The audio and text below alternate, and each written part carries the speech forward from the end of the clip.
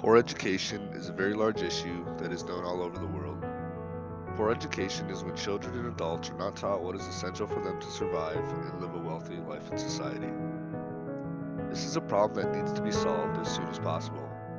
Limiting a child's possibility to gain knowledge should not be allowed to pass. Many charities and people are attempting to demolish this issue in order to have kids get what they deserve. Poor education is highly caused from simply living in a poor area.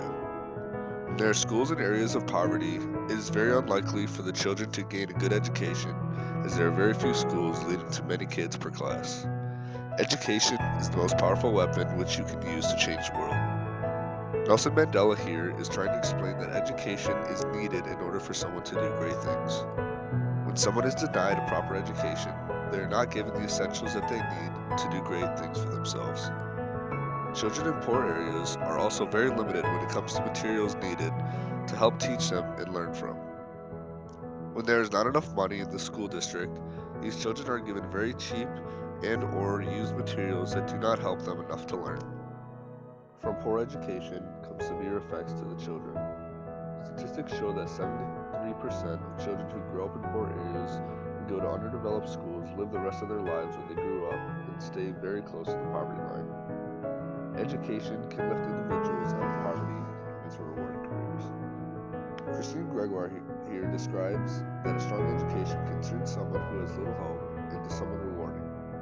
But for this to happen, poor school systems must improve their quality.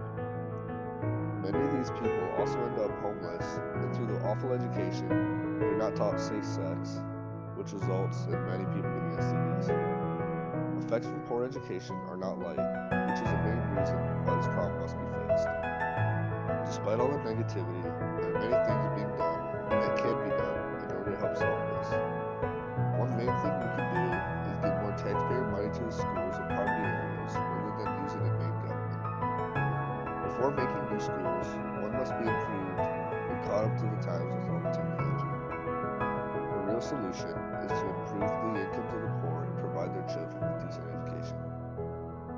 Carol Bellamy explains the main way to fix this issue, but rather than their incomes, the money must go to the school system to help the kids out over the parents to ensure a bright future for the children.